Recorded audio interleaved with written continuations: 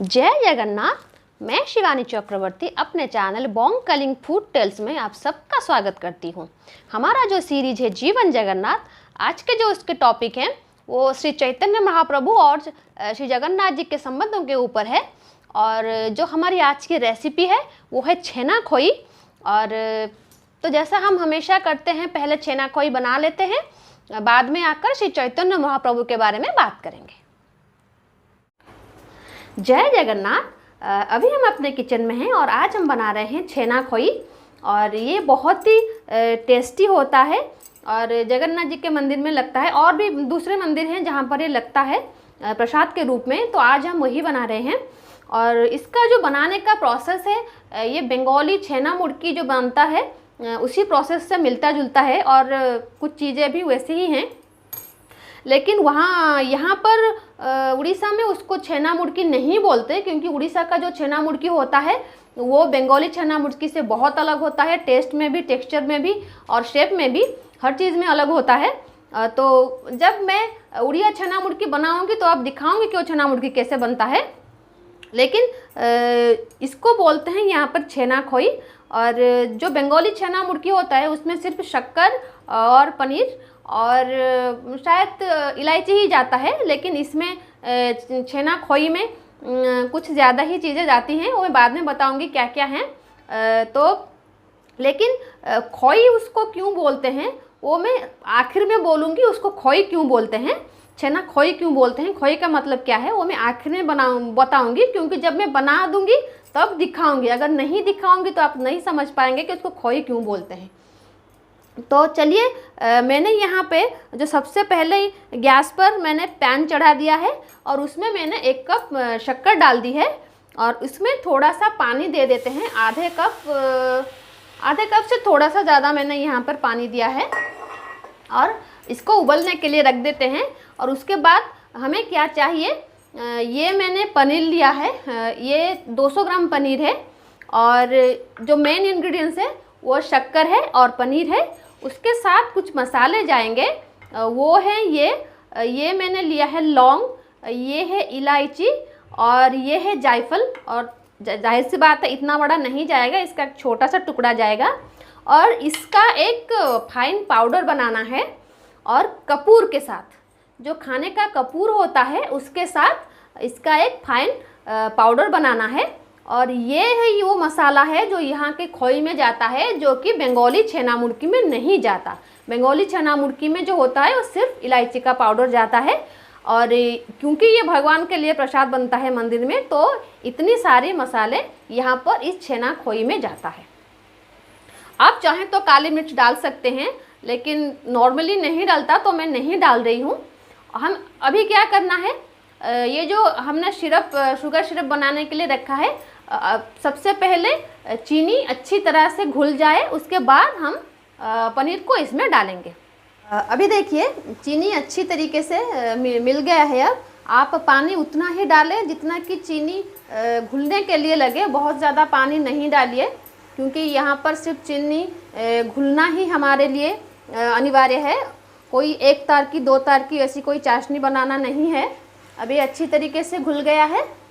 और अभी हम क्या करेंगे, जो पनीर के क्यूब्स थे हम इसमें डाल देंगे।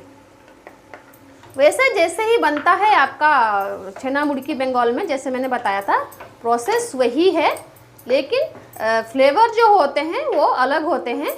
और उड़ीसा का जो छेना मुड़की जो मैंने बताया अलग है।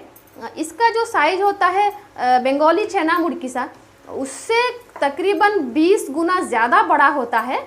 और उसका जो प्रोसेस होता है और उसका जो प्रोसेस होता है वो दोनों अलग होते हैं। एक बार मैं ज़रूर बना के दिखाऊंगी, मेरी ये सीरीज़ ख़त्म हो जाए तो मैं ज़रूर दिखाऊंगी उसको बना के, और वो बहुत टेस्टी होता है। अभी 5 मिनट हो गए हैं इसको पकते हुए, और जो शुगर सिरप भी है वो थोड़ा गाढ़ा हो गया है, और 1-2 मिनट हमें पकाना है। उसके बाद उसको ठंडा करके जैसे छेना मुड़की बनाते हैं उसी तरीके से ही उसका प्रोसेस है बनाना है। लेकिन जब दुकान में बनता है, जो यहाँ पे दुकानदार बनाते हैं या फिर मंदिर में जो बनता है, पहले वो क्या करते हैं, छेना बनाते हैं उसको अच्छी तरीके से मैश करते हैं, फिर उसको थोड़ा सा हाथ से ऐसे फ्लैट करके उसको काट कर उसके छोटे छोटे क्यूब्स या फिर और किसी शेप में बना के वो मतलब शुगर सिरप में फ्राई करते हैं। और मैंने एक आसान सा तरीका आपको बता दिया इसको करने के लिए, वरना छेने को आपको मैश करना पड़ेगा, फिर उसको थोड़ा वो टाइट हो जाए उसके बाद वो आपको उसको ऐसे फ्राई करना पड़ेगा, क्योंकि अगर वो टाइट नहीं होगा तो खुल जाएगा। पनीर है तो खुलेगा नहीं, अगर छेने से करेंगे तो वो खुल जाएगा। अभी मैं क्या करती हूँ, गैस को ऑफ कर देती हूँ और उसके बाद जैसे शुगर सिरप सूख जाएगा उसके बाद हम आगे का प्रोसेस करेंगे। अभी गैस ऑफ हो गया है, थोड़ा सा उसमें गर्मी है इसलिए बबल्स निकल रहे हैं। अभी क्या करना, अभी मैं आपको एक बात बता दूं, कलर उसका ऐसे ही सफ़ेद रहना है, बिल्कुल भी वो कैरामल नहीं होना चाहिए, शुगर ऐसे ही सफ़ेद रहना चाहिए, इसका थोड़ा आपको ध्यान रखना पड़ेगा। अभी चलिए मुझे उसको मिलाने दीजिए अच्छी तरीके से, जब अच्छी तरीके से मिल जाएगा फिर मैं आखिर में आपको आके दिखाऊंगी कि कैसे बना है। ये देखिए अभी मैंने उसको पूरी तरीके से शुगर सिरप सुखा दिया है। और जब मैंने पहले कहा था कि उसको खोई क्यों बोलते हैं मैं बताऊंगी।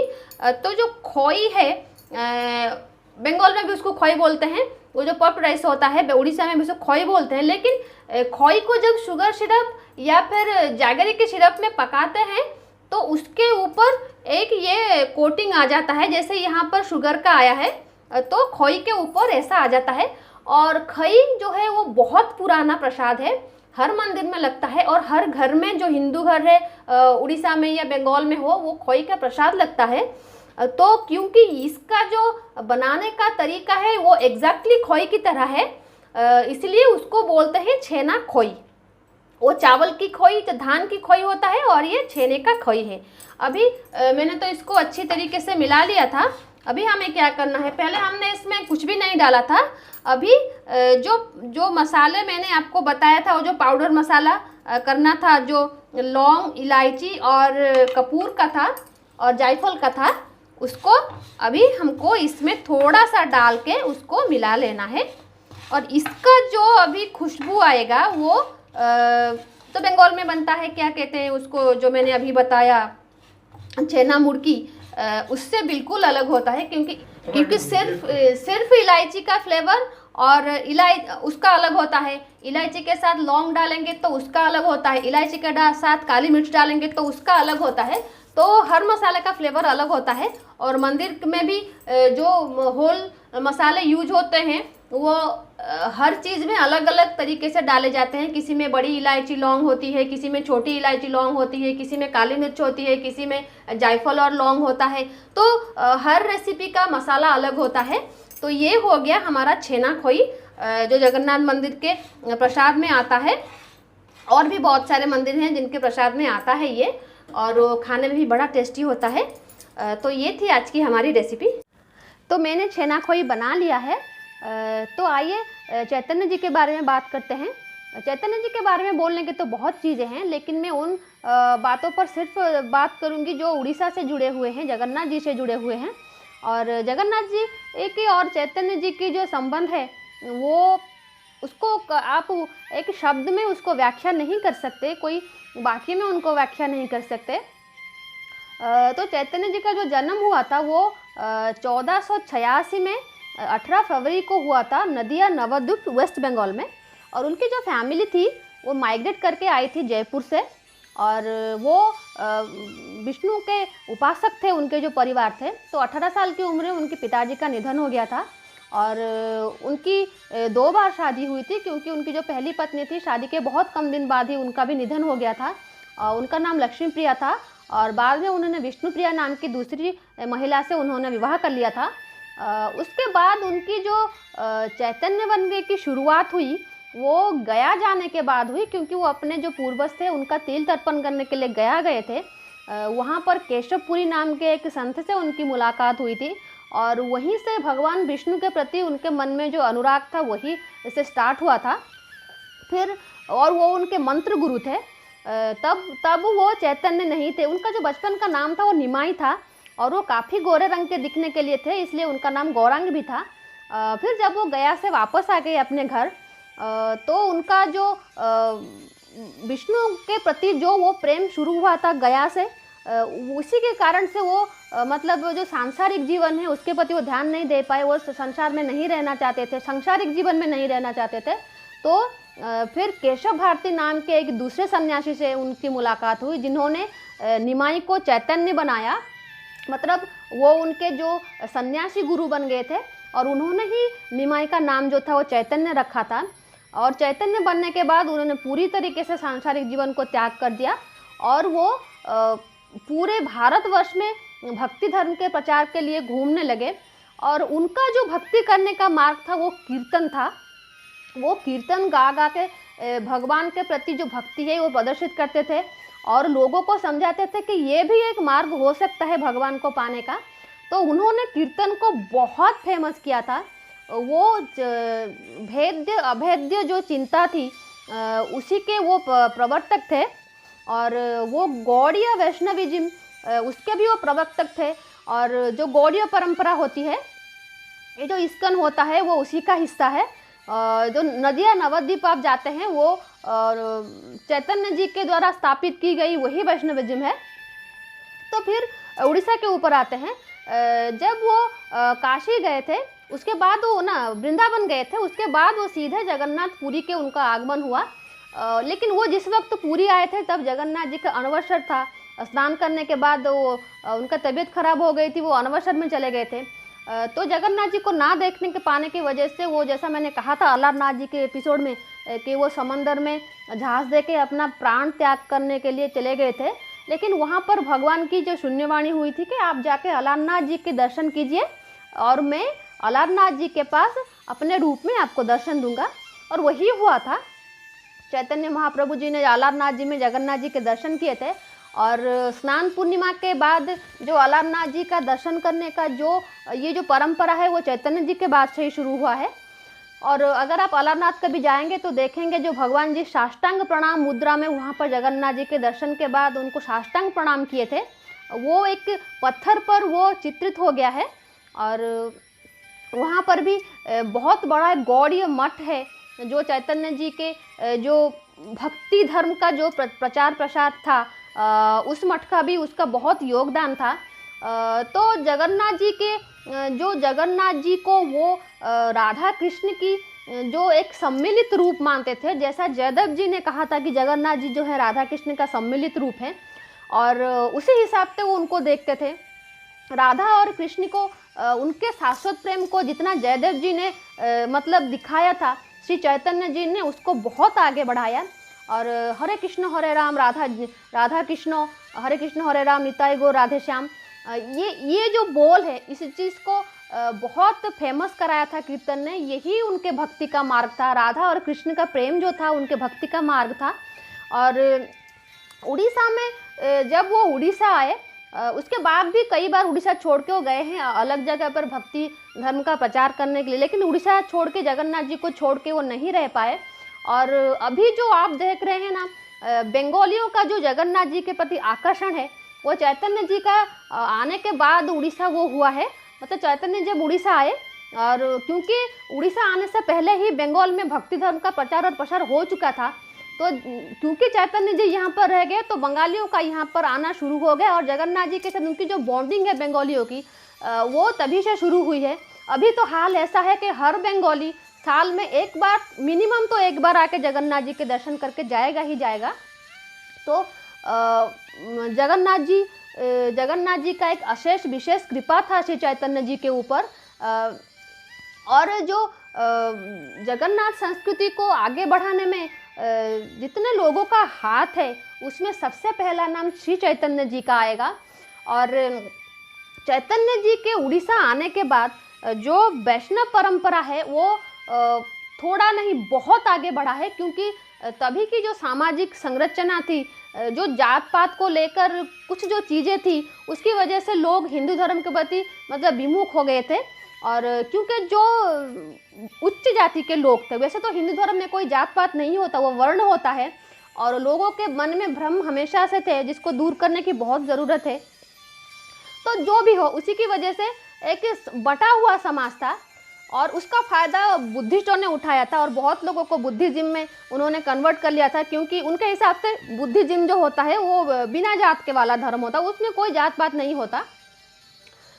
तो लेकिन ये थोड़ी गलत बात है। हर चीज़ में आप बुद्धिस्ट हो, इस्लामिस्ट हो, क्रिश्चियन हो, जो भी हो, इस्लाम को मानने वाले हो, जो भी हो, हर चीज़ में जात पात होता है, एक विभाजन होता है समाज में, सिर्फ हिंदू धर्म में नहीं होता, में हर धर्म में होता है। तो ये खैर जो भी हो, चैतन्य जी के आने के बाद जो लोग चले गए थे, जो विष्णु मतलब जो विष्णु उपासक थे, जो भी हिंदू थे, जो चले गए थे कन्वर्ट हो गए थे बुद्धिज्म में, वो वापस हिंदुज्म में आ गए। और कीर्तन का प्रभाव इतना था जो तब से शुरू हुआ है वो आज तक है।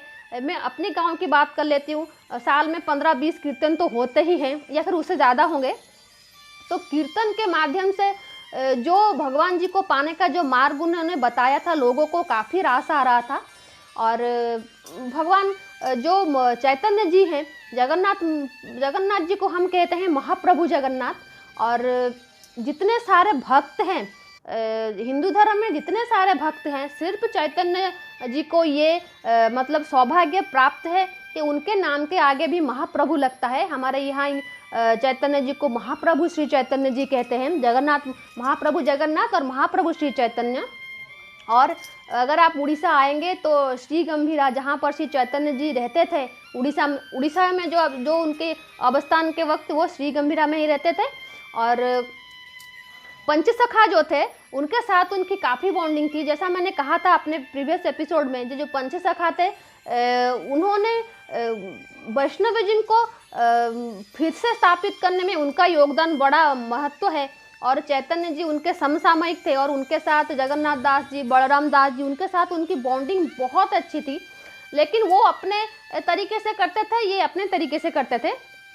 और चैतन्य जी ही थे जिन्होंने जगन्नाथ दास जी को अति बड़ी उपाधि दी थी। और जैसा मैंने कहा, श्री गंभीरा में आएंगे तो आप 6 भुजाओं वाले जो एक चैतन्य महाप्रभु की मूर्ति आपको वहाँ पर मिलेगी।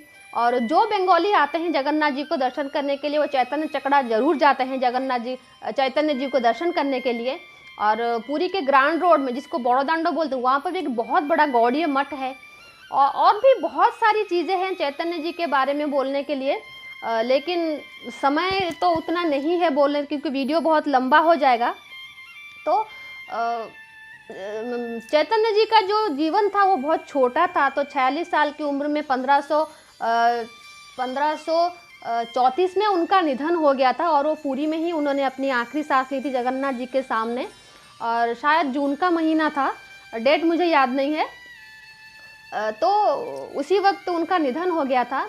लेकिन वो अपने छोटे से उम्र में ही उन्होंने हिंदू धर्म को इतना कुछ दिया है। और जैसे जो सामाजिक संरचना मैंने बोली थी उस वक्त की थी, उसको उन्होंने बिल्कुल भंग कर दिया, क्योंकि उनके लिए जात कुछ था नहीं। हर कोई भगवान को पाने का हक रखता है। और उसी चीज़ आज भी वही चीज़ बरकरार है। कीर्तन आज भी बहुत मतलब उतना ही प्रिय है उड़ीसा में और बंगाल में। और कीर्तन सुनने में बड़ा मज़ा आता है। अगर आप समझ सकते हैं कीर्तन को तो बड़ा मज़ा आएगा आपको सुनने में। तो ये थी चैतन्य जी के बारे में बातें। और हमारा जो छेना खोई वो तो पहले से ही हो चुका है। आई होप आपको आज का ये एपिसोड अच्छा लगा होगा। अगर अच्छा लगा है तो प्लीज़ हमारे चैनल को लाइक सब्सक्राइब कीजिए और बेल आइकन को दबाइए, ताकि आगे आने वाली वीडियो का नोटिफिकेशन आपको मिल सके। तो आज के लिए इतना ही। रहते हैं। जय जगन्नाथ।